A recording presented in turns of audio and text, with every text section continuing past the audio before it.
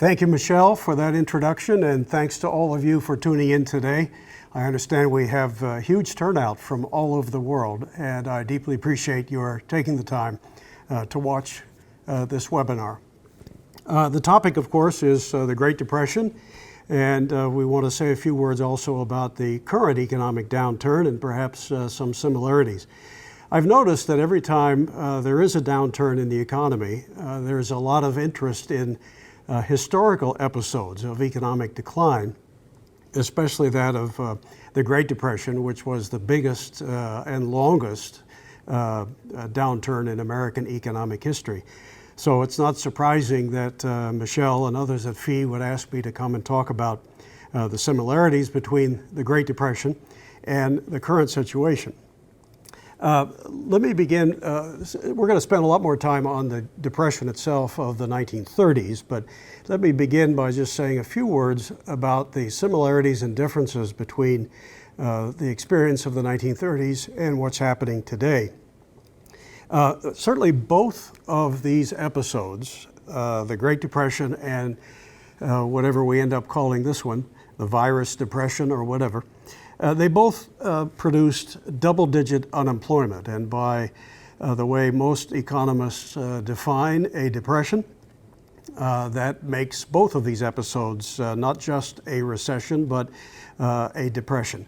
The unemployment during the Great Depression of the 1930s, from 1929 to 1945, I'll explain why I put those dates on that episode. But the unemployment rate at its worst during that time period was in excess of 25% of the workforce. The numbers are not calculated today precisely the same as they were back then, so you'll see numbers sometimes suggesting it was even higher, maybe closer to 30%. But it took a while to get there, unlike the high unemployment right now, the most recent figure for which was 14.7%. Back in the Great Depression, it took a good year before we went from a robust economy to unemployment of double digits, let alone 25%, which was achieved, if that's the word, in 1933. Today, as I mentioned, the unemployment rate is 14.7%, likely to go higher, but I don't think it's going to go to Great Depression levels. Maybe another month of an increase, and now that things are beginning to open up, I think that will come down. I would be surprised if it exceeds 20% in the next month before coming back down. So maybe some similarities there, but also some differences. The severity of the 1930s depression was much greater. Both of these economic episodes were preceded and accompanied by massive government spending increases. I know that many people have been told by their teachers that Herbert Hoover, who assumed the presidency in March of 1929, was some kind of laissez-faire, limited government, stand pat kind of president, but he was a big spender. In fact, when FDR, Franklin Roosevelt, ran against him in 1932, Hoover, of course, running for re-election, FDR attacked Hoover for presiding over the greatest taxing and spending administration in peacetime history, which would suggest that at least FDR knew that he was no laissez-faire president. FDR, in fact, not only attacked Hoover for his reckless spending, he promised, if elected, to reduce government spending. The 1932 Democratic Party platform on which FDR ran actually called for a 25% reduction in government spending. But as we now know, FDR not only did not cut spending, he doubled federal spending in his first term. Both of these episodes in our history were accompanied by huge increases in government power as well, though in somewhat different forms. You'll see in a moment the forms that increase in government power took in the 1930s. Today, of course, we know well that it's taken the form of things like shutdowns, lockdowns, quarantines, and other mandates from both federal and state governments. So a little different nature in the increase in government power, but certainly huge in both cases. Both, I will venture to say, certainly this is the case in the 1930s, both of these episodes were followed by recovery when government backed off. And I'm confident in saying that's what we'll say about the current situation in due course, perhaps in a matter of a few months. But in the case of the Great Depression, it lasted quite a while, and you can make an argument that it didn't really end for the average American until World War II came to a halt in 1945. But when it did, the recovery was substantial, and I think it will be in the case of the current situation as well. The Great Depression was far longer than this downturn is likely to be. It was at least a decade in duration, and likely 16 years, depending upon how you look at it. This downturn here in 2020 will be far shorter, unless government surprises some of us and does some really massively stupid things on top of what they've already done. But right now, it looks as though things will open up, and this will be a fairly short but sharp economic downturn.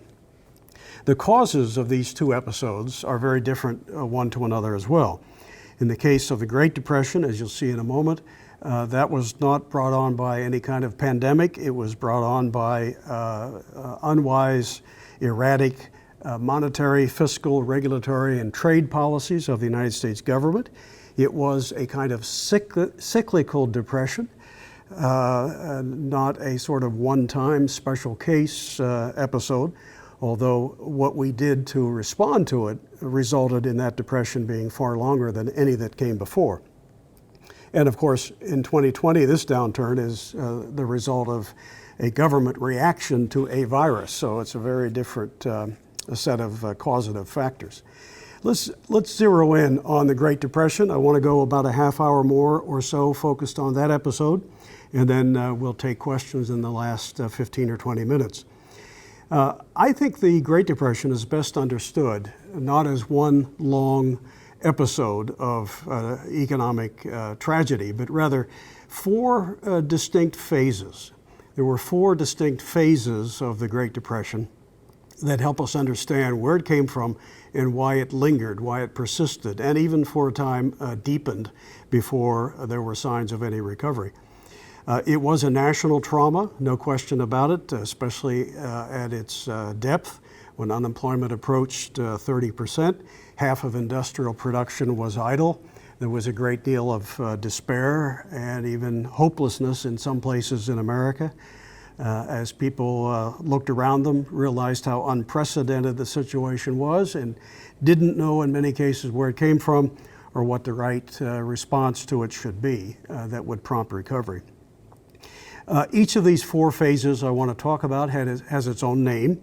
And the first phase we call the monetary or financial phase of the Great Depression. You can also call it the primary phase, in the sense that it was, this is the phase that explains where it came from, where the Depression came from, what started it, and then the subsequent phases that I'll talk about explain why the recovery did not happen for quite a few years. They will explain why we took what was really just a recession at first, made it a depression, and kept the economy in a depression for as long as we did. Now, the monetary or financial or primary phase requires that we take a look at monetary policy of the federal government.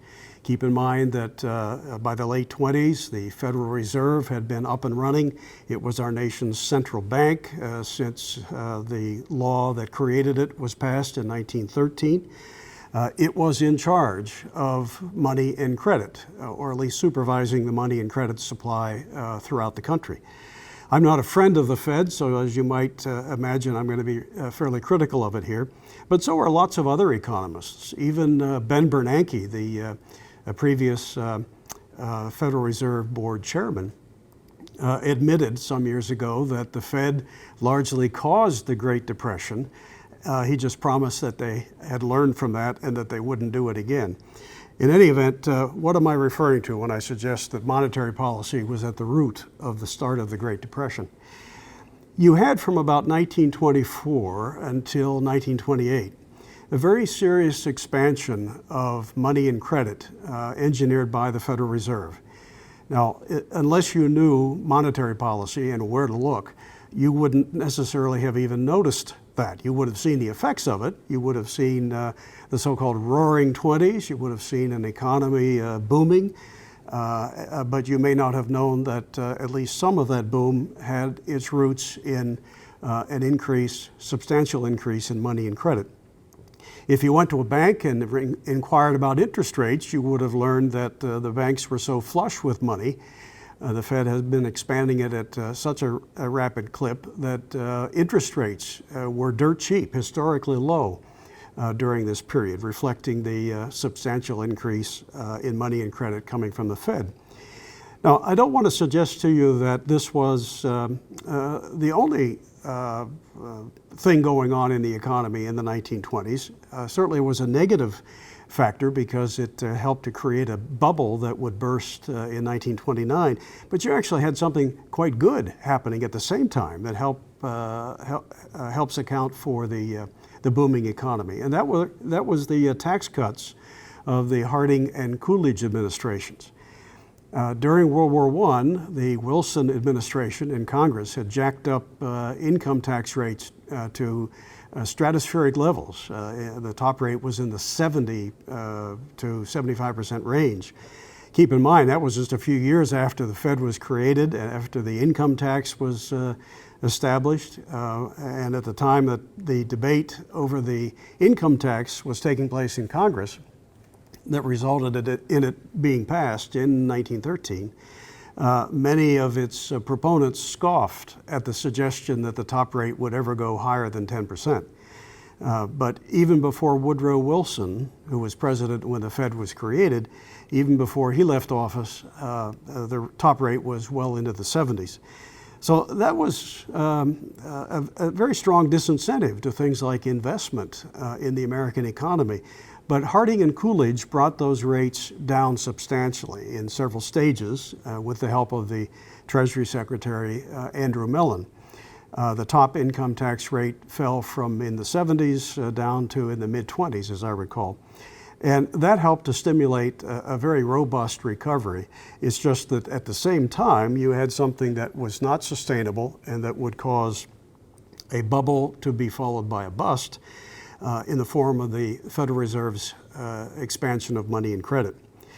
It was in 1928 that the Fed began to change its policy from easy money, cheap interest rates, to tight money. In fact, over the next 3 to 4 years, it would preside over a substantial contraction of the money supply. This is just the opposite of what it was doing from 1924 to 28.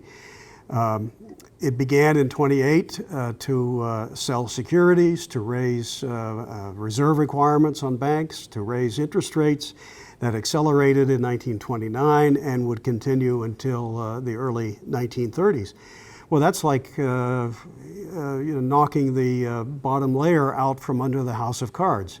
The expansion fueled a boom, and then when the expansion gave way to contraction of the money supply, a lot of businesses that had been dependent upon low interest rates and easy money couldn't make it, and it caused substantial bankruptcies.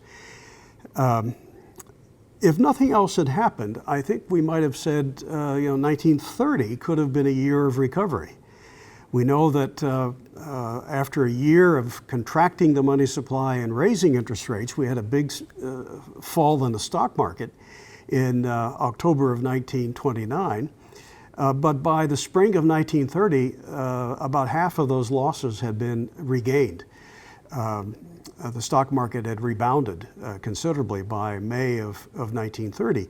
Unemployment in May of 1930 was only in the vicinity of 8 to 9%.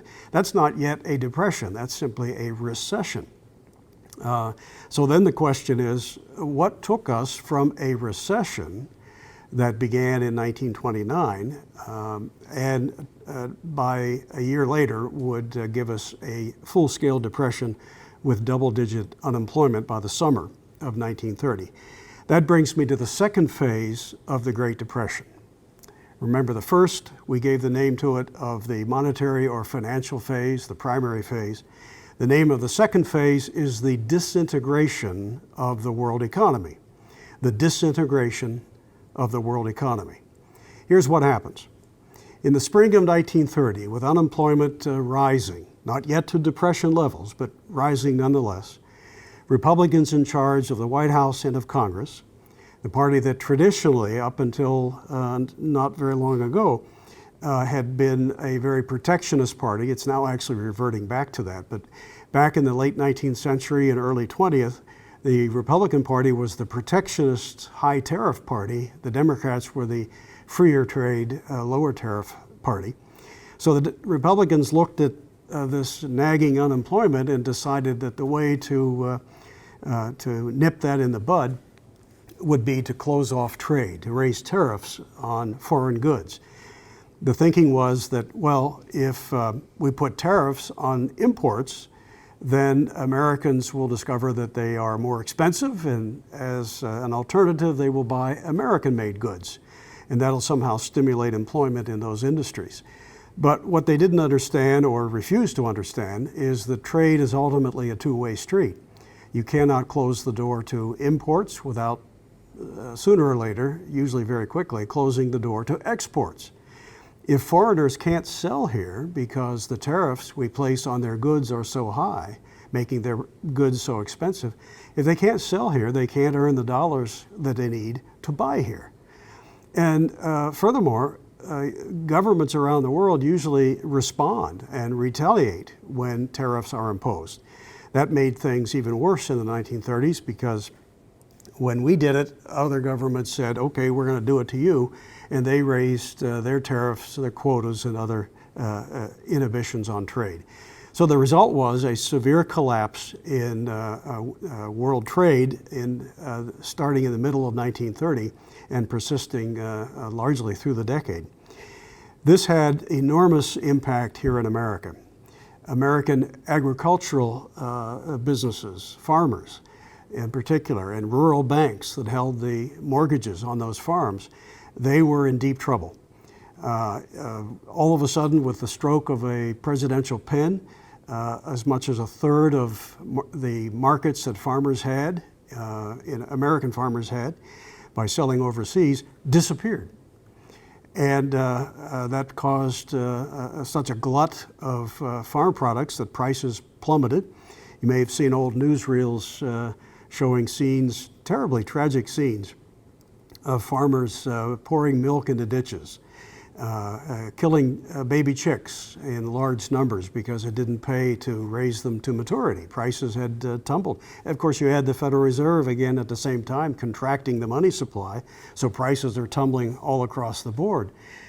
Farmers are especially hard hit because they were a very substantial export industry. About a third of what farmers were producing had been sold in overseas markets, and now they lose a big portion of those markets thanks to this tariff passed in June of 1930 and signed into law by President Herbert Hoover. It was known as the SmootHawley tariff, named for Senator Smoot and Representative Hawley.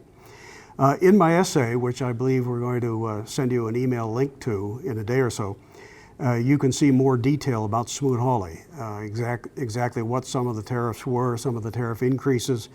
But for now, let's suffice it to say that the effect was to choke off world trade. If you were a business that depended upon sales to overseas markets, you were likely hit, and hit very hard, by SmootHawley. Unemployment quickly went from single digits to double digits, and by the end of the year, we were clearly in a full-scale depression, thanks to SmootHawley and the erratic monetary policy of the Federal Reserve. Now, there's something else that happens in this second phase that I want to mention, although it doesn't have to do with the world economy. It's a very domestic matter, but it happens chronologically before the third phase of the Depression, so I have to mention it. It happens in 1932. A presidential election year. Herbert Hoover is still the president, and he looks around and realizes that the deficit in the federal budget is massive. Of course it is. You've got revenues having fallen off a cliff because businesses are going out of business. People are unemployed. So revenues to the government are in decline. At the same time, Hoover is raising spending. He has his own bailout schemes like the Reconstruction Finance Corporation. And so spending is up, revenues are down. You got this massive deficit, which is quite alarming to the president and the Congress at the time. But if you've got a lot of red ink, there are a couple of ways to tackle it. You can somehow bring in more revenue to close the gap, or you can cut your spending to meet the shortfall. But Hoover was not of a mind to cut spending. He was increasing it. He was already falling under the spell of pre-Keynesian economists who thought that government spending would somehow lift the economy. So he's spending like crazy, and they decide, let's do something about the deficit. And they deal with it in the form of the Revenue Act of 1932. Now think of this. In the midst of a depression, double-digit unemployment, if you hadn't already been flattened by SmootHawley and the general economic malaise, you really could get hit now, because with the Revenue Act, income tax rates doubled. The top rate, in fact, more than doubled. It was raised almost back to where it was when Harding and Coolidge had begun to cut rates a few years before. So you have this massive tax increase on an already sick economy. This is not going to solve the deficit problem. It certainly doesn't do that. And in fact, it's going to flatten a lot of people who were lucky enough to still be making a few bucks in the midst of a Great Depression. So there's the second phase for you. The disintegration of the world economy prompted by a worldwide trade war that was largely initiated by the SmootHawley tariff in the US, and then made worse by the doubling of the income tax here a couple years later. In my essay, I go into more detail explaining that the income tax was not the only tax that was raised substantially in 1932. That bill raised other taxes too, largely excise taxes, but it was all a substantial crushing burden on an already sick economy. Now this brings us to the third phase of the Great Depression, the phase of the New Deal. The New Deal, the name given to Franklin Roosevelt's package of legislation that he pretty much rammed through the Congress in the first 100 days of his first administration. That began in March of 1933. Now keep in mind, in 32, that was a presidential election year. FDR ran against Hoover on a platform promising big reductions in government spending, big reductions in taxation. He assailed the Hoover administration for, and these are his exact words, presiding over the greatest taxing and spending administration in American history. FDR's running mate, the vice presidential candidate John Nance Garner from Texas, he attacked Hoover for, quote, leading the country down the path to socialism. That's very different from what many history texts teach today. They'd rather you think that Hoover was a laissez-faire president, because then it's easier, according to their agenda, to attack free markets if you can say that that's what Hoover believed in and practiced, and it somehow gave us the Great Depression. But as you can see, we have a litany of intervention here before Roosevelt even takes office, and then it gets even worse. But Roosevelt wins the election, promising less government, but it's quite apparent very quickly that he intends to actually deliver something very different. There are many aspects to the New Deal, but there are two particular laws enacted in the first 100 days that were hallmarks or pillars of the New Deal, and I want to focus on them. They were especially damaging to the economy and helped to prevent recovery. One of them was the National Industrial Recovery Act, or the NIRA. I love the names that politicians give to these laws. They can be the most destructive you can imagine, but they always have high-sounding names. Who could oppose the idea of industrial production? Here's what it did. The thinking in the administration was that there was too much competition in the economy, and prices kept falling. Well, of course there were. You had the Federal Reserve continuing to contract the money supply. and other factors that were deflationary. The idea here was that, well, every time a business is able to raise its prices and maybe get a little more money, which it desperately needs, somebody comes along and undercuts those prices. So what we have to do is, by federal law, we have to keep those prices up, maybe force them higher. So the National Industrial Recovery Act, passed in the spring of 1933, empowered the federal government to impose industry-wide cartelization or monopolization, and to do this through, effectively through price controls, by making it difficult or impossible for companies to cut their prices. The theory was, well, if we reduce competition that takes the form of cutting prices, we can somehow stimulate the economy. But of course, one man's price is another man's cost. So when you, by force of law, force prices up or prevent them from falling, yeah, maybe some people who are selling things might do all right, but it'll be at the expense of those who have to buy things. This is redistribution through price controls, not some prescription for general economic recovery. There was a famous case involving a man named Jack Magid in either New York or New Jersey, who was a tailor. And he was pressing a suit of clothes for 35 cents. But he was prosecuted under the NIRA for charging, for not charging 40 cents. The idea here was that he was undercutting other people involved in the pressing of clothing, and he needed to get his price up. And so by law, it was supposed to be 40 cents, not 35. Well, can you imagine if you're in the midst of a Great Depression, you're lucky if you've got a suit of clothes to begin with, to even have pressed. You take it to Jack Magid, he says 35 cents, and then he gets prosecuted because he didn't charge you 40. How does this figure into economic recovery? How does charging you more make you more prosperous? That's what Americans, I think, in great numbers were asking after the passage of the NIRA.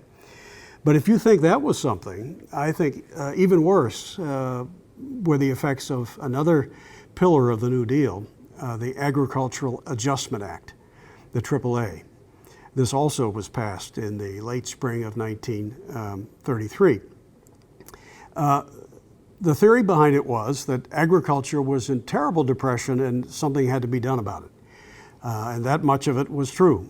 Unemployment among the farm economy was sky high. There have been thousands of American farmers who had walked off the farms in bankruptcy.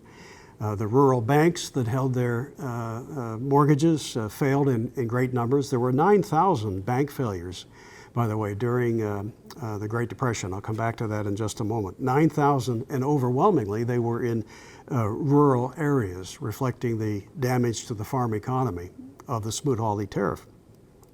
Well, AAA, behind it was this idea that we've got to get farm prices up, and so the way to do that is to reduce supply. And what the AAA did was to impose a new tax on agriculture, processors in particular, and use the revenue from that new tax, just what the farm economy needed, use the revenue to supervise the destruction of perfectly good fields of corn, wheat, cotton, and other crops, and the destruction of perfectly healthy cattle, sheep, pigs, and other farm animals. Secretary of Agriculture Henry Wallace, in one single order, ordered the destruction of 6 million baby pigs under federal order. The idea, again, being to reduce the supply so as to raise the price, and farmers would get more for what they have to sell. Of course, they have less to sell after much of it's been destroyed. But if this had helped the farmer, which it's debatable that it did, it could have done so only at the expense of everybody else. This is redistribution through destruction, not some general prescription for economic recovery. The AAA was a disaster. I mentioned bank failures, in part stimulated by the effects of SmootHawley. I want to add a little addition to that.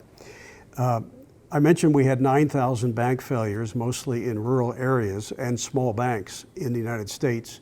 Do you know that next door in Canada, which was also gripped by a depression, Canada had 0 bank failures throughout the 1930s.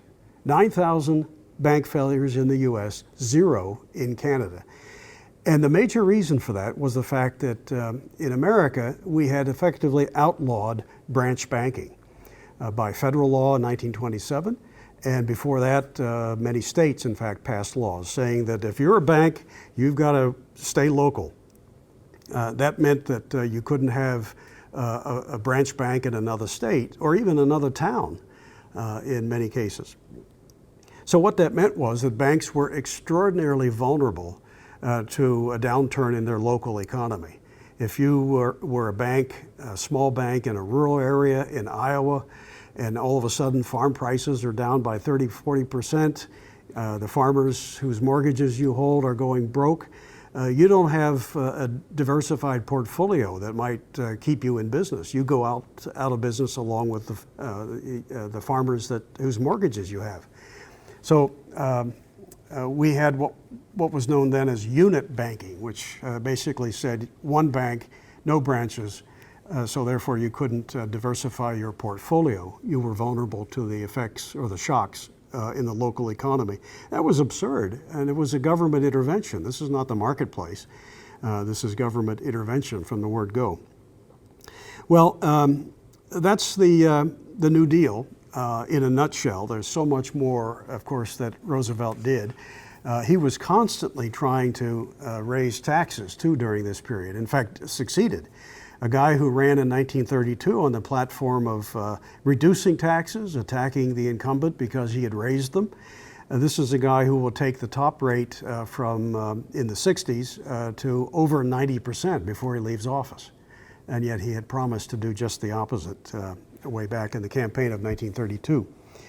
So the American economy will stay in the doldrums for quite a while, but in 1936 there were signs of some recovery. Why did that happen? Unemployment was still way into double digits, but in 1936 some signs of life in the economy began to appear.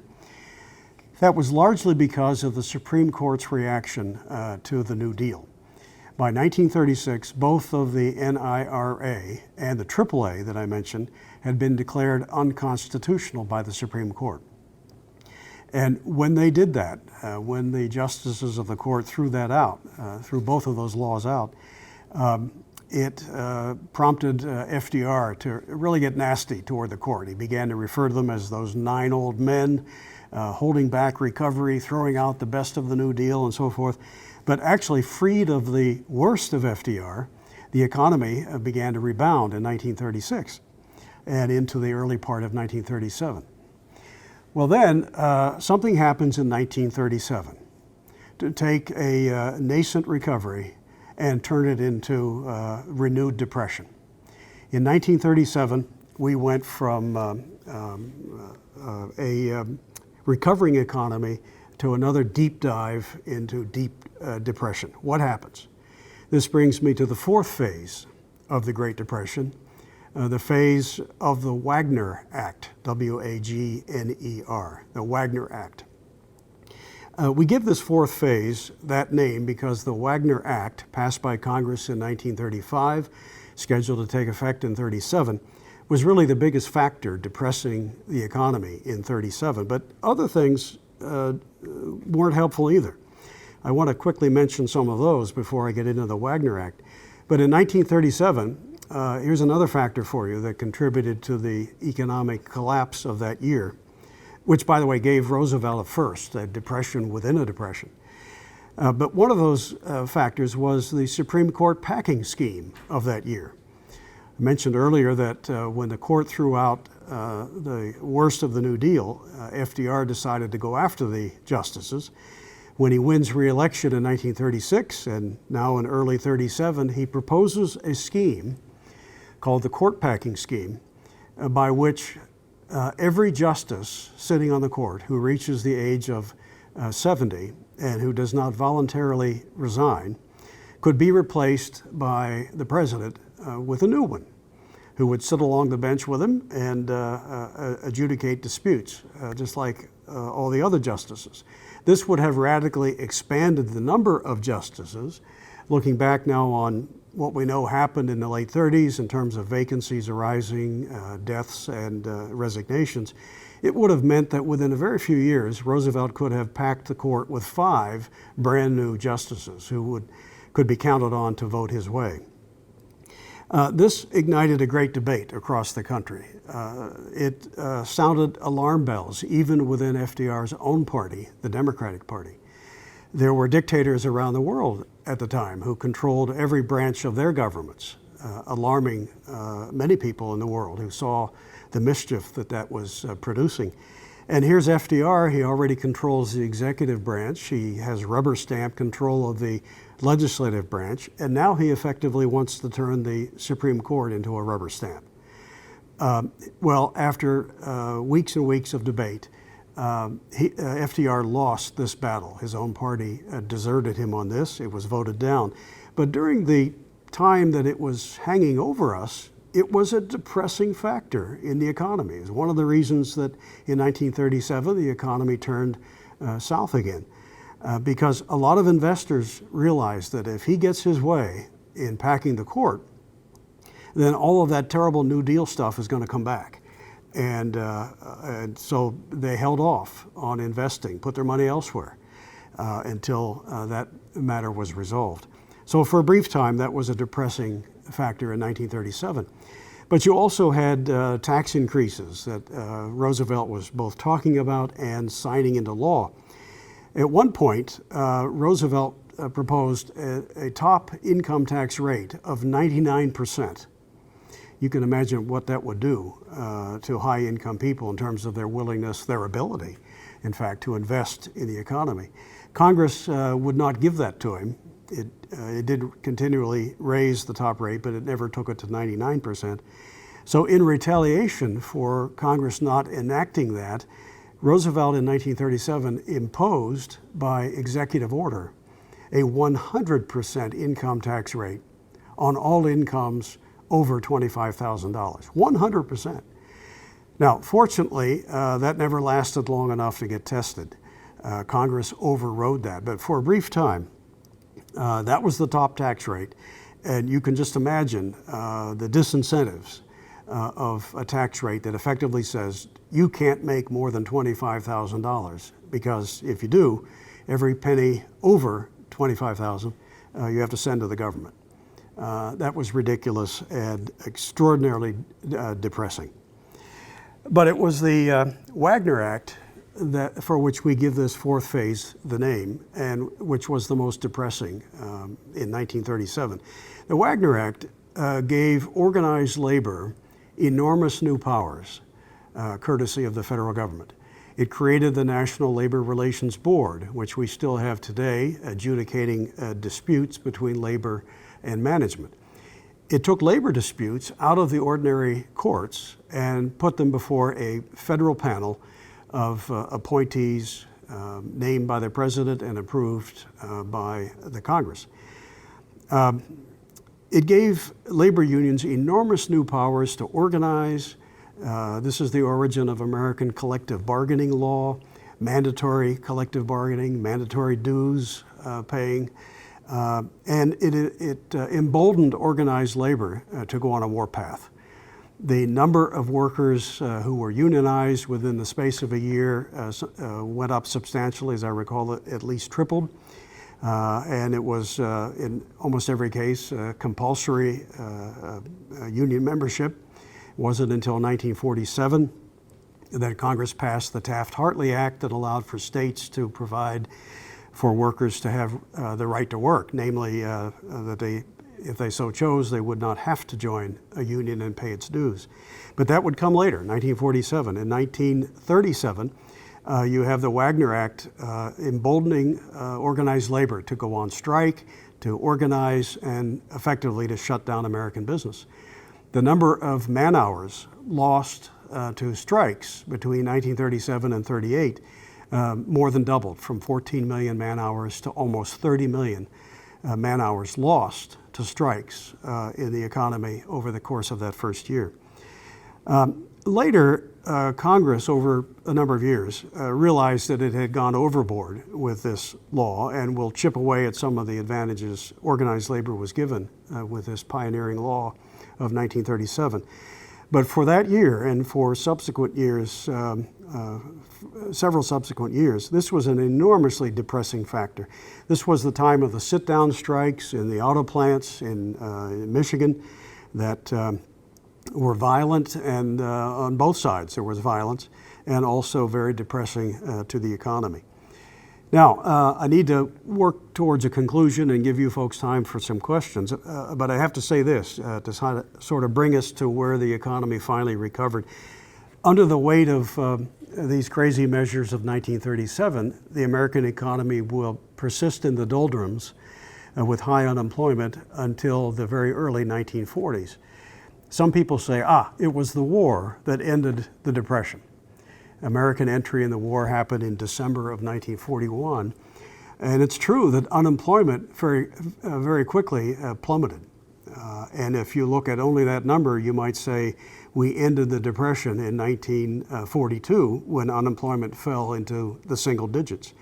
But that number was a bit skewed. We had drafted 11 million men and sent them off to Europe where they didn't count in the unemployment figures back here. And if you look at in terms of the broad standard of living, for the average American, you didn't really have recovery. You had, in fact, shortages and rationing. You had the diversion of resources from the production of consumer goods to the production of war material until the war ended in 1945. Then you finally got some recovery. And very quickly, let me explain why by the late 40s, the economy finally recovers from the Great Depression. One factor is the government spending will dramatically decline in 1945 and subsequent years, largely because of the demobilization of the war effort. This is something that a lot of Keynesian economists don't like to talk about. Because they tell us that when government spends, it stimulates, and when it cuts back its spending, it somehow hurts the economy. And yet here, beginning in 1945, you have the most dramatic reduction in government spending in American history. And you didn't have a depression that followed. You actually had economic recovery. Well, that's because when government backs off and spends less, it means those resources are free now to be more wisely invested by the private sector in various commercial endeavors. So that was a plus when the war ended and we were able to divert war spending to the private sector. But you also had in 1945 a new president, Harry Truman. When Roosevelt died in April of 1945, Harry Truman assumed the office. He wasn't this radical anti-business character that FDR was. He tried to make peace with American industry and in fact was pushed into, rather reluctantly, but nonetheless into signing a substantial reduction in the corporate income tax in 1945. It fell overnight from 90% to 38%.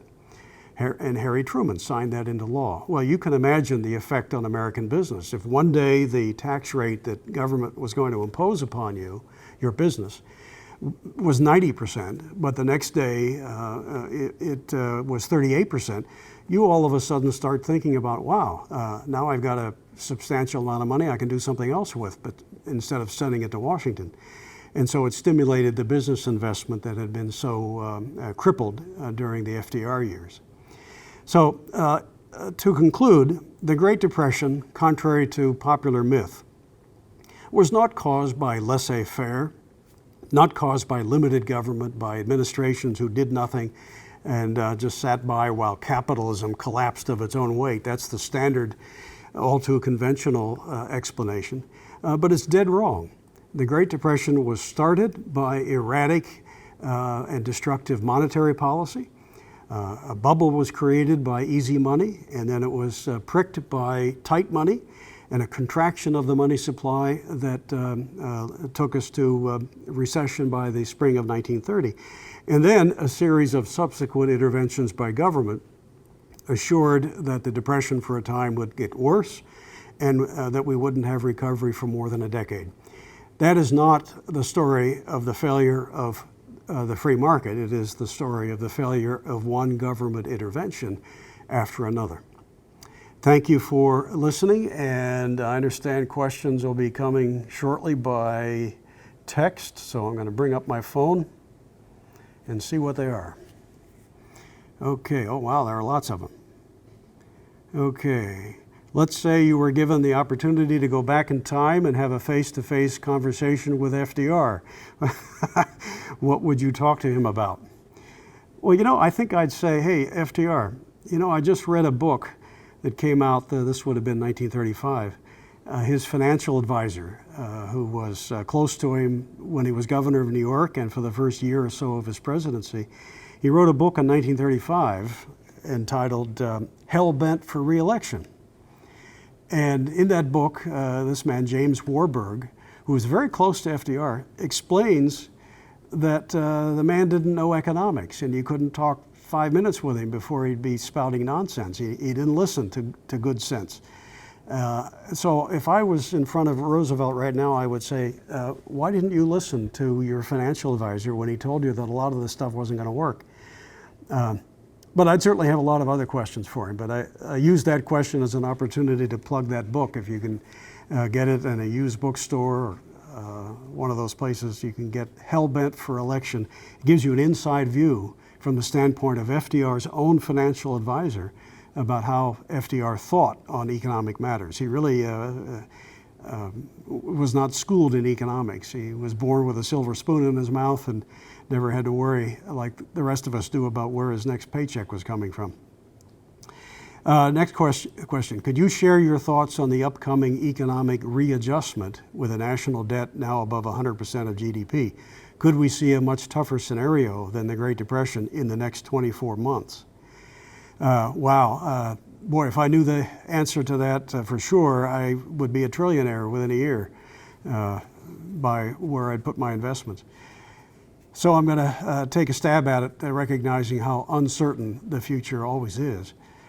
I'm guessing that in the very near term, and that is through the end of the year, we will probably see a resumption of economic growth. We're going to get a rebound simply because things had reached such a low point.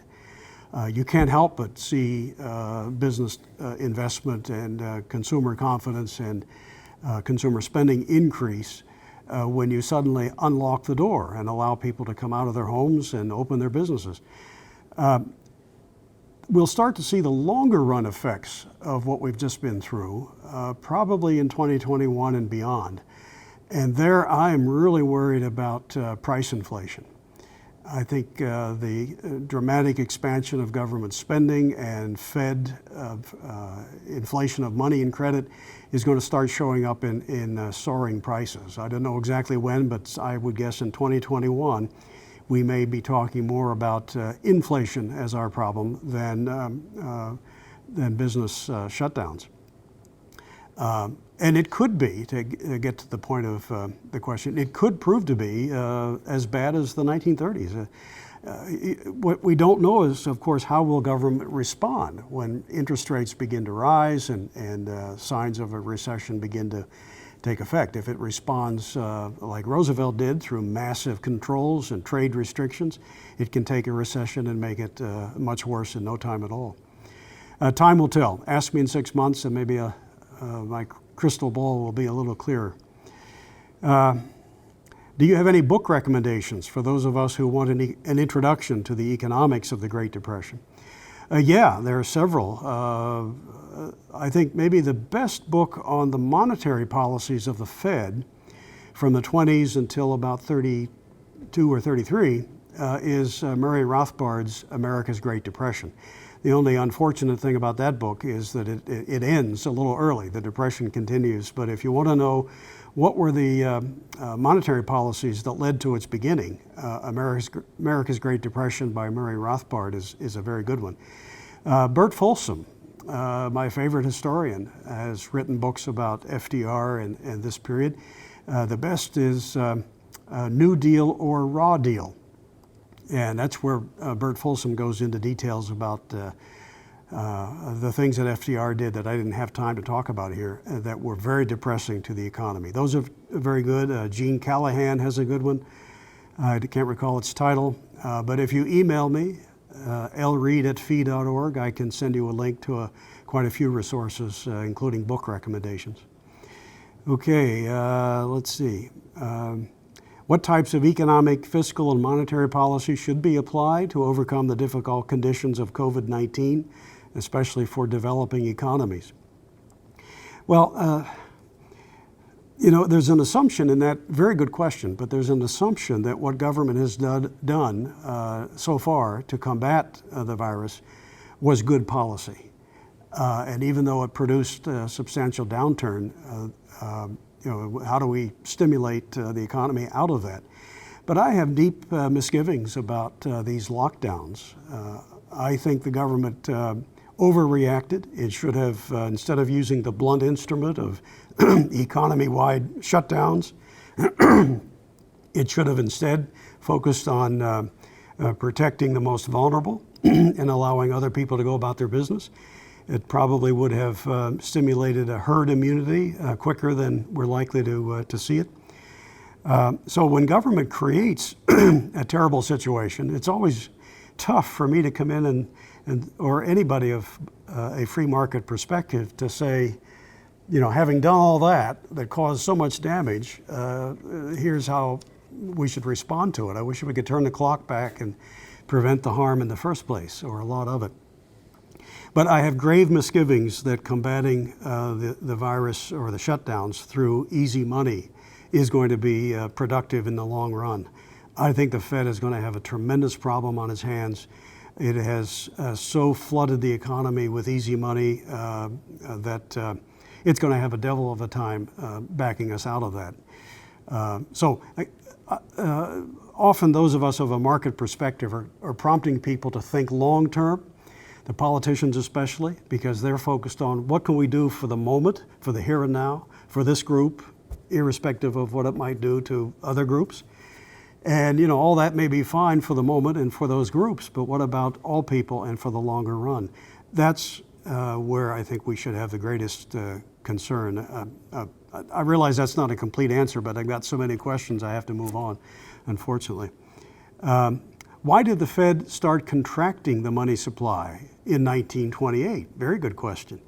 There are a number of reasons. One, I think the Fed did get a little skittish when it looked out at the economy and saw a soaring stock market.